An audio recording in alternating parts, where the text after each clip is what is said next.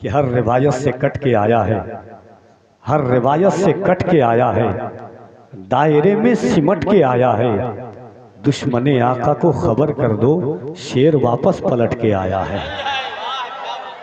دشمن آقا کو خبر کر دو شیر واپس پلٹ کے آیا ہے۔ ٹینشن نہیں لیجئے گا آپ، نعت کا دو شعر سنیے اہل علم کی توجہ کے ساتھ۔ ایک بار دونوں ہاتھوں کو اٹھائیں اور حضور کو پکار کے کہہ دیں یا رسول اللہ۔ اس انداز سے نہیں، ذرا حضور کو محبت سے ایک بار پوری ایمانداری کے ساتھ میں ہاتھوں کو اٹھائیں اور کہہ دیں لبیک یا رسول اللہ۔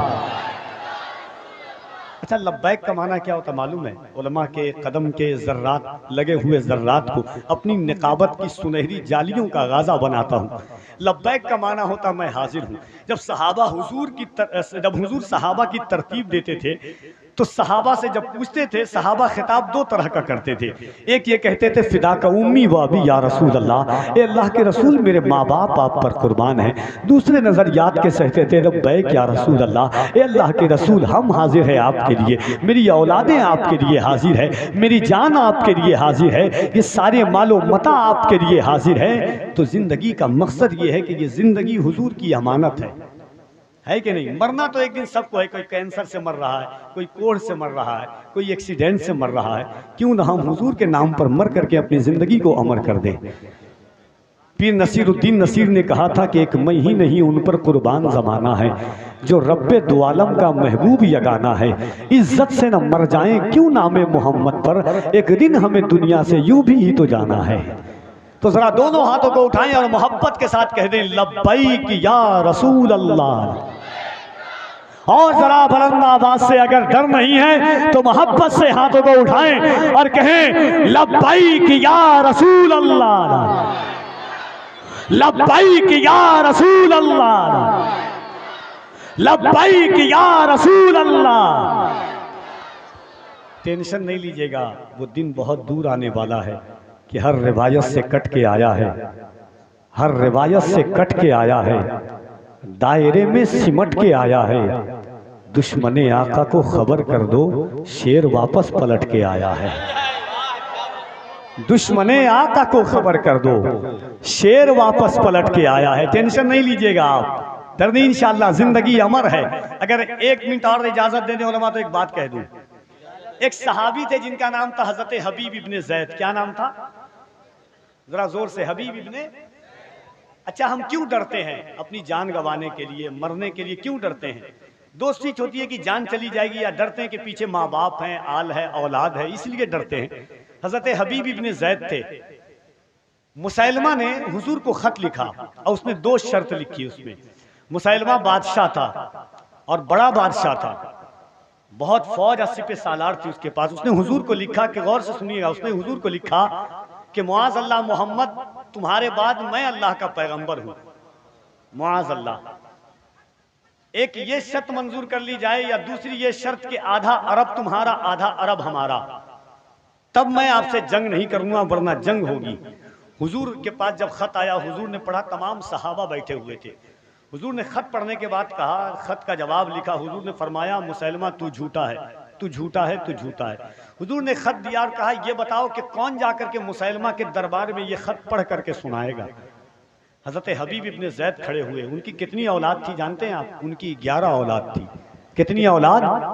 11 اولاد تھی۔ حضرت حبیب ابن زید گئے، اللہ کرے کہ وہاں تک پہنچ جائیں جہاں تک عشق پہنچتا ہے۔ یزید مسیلمہ کا دربار ہے۔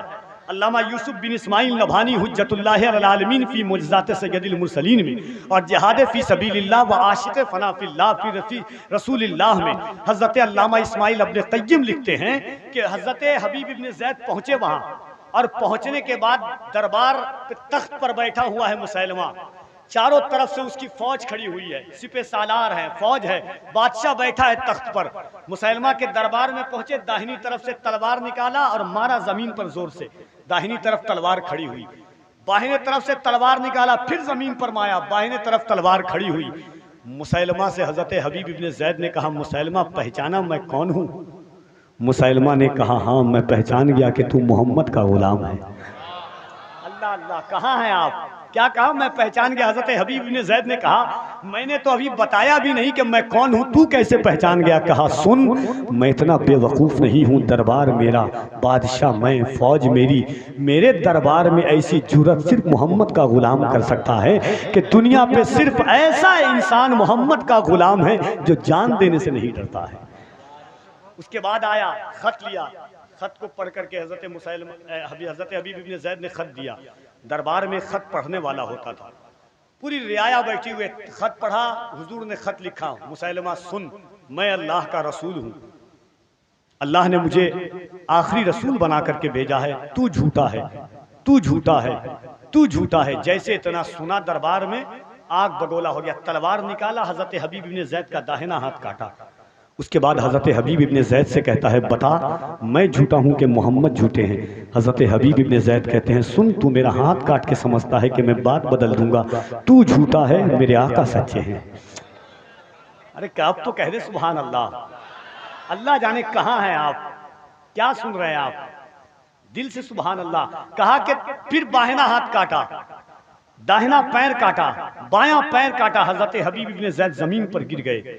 حضرت حبیب ابن زید سے اس کے بعد آنکھ کے پاس تلوار رکھ کر کے مسیلمہ کہتا ہے بتا کہ اب تو بتا کہ میں کون ہوں اور محمد کون ہے؟ حضرت حبیب ابن زید نے کہا سن، تو جھوٹا ہے، تو جھوٹا ہے، تو جھوٹا ہے، اللہ کے پیغمبر سچے ہیں، سچے ہیں، ان سے اچھا کوئی نہیں ہے اور قیامت تک ان سے اچھا نہ کوئی آئے گا۔ اتنا مسیلمہ نے سنا، حضرت حبیب ابن زید کو شہید کر دیا۔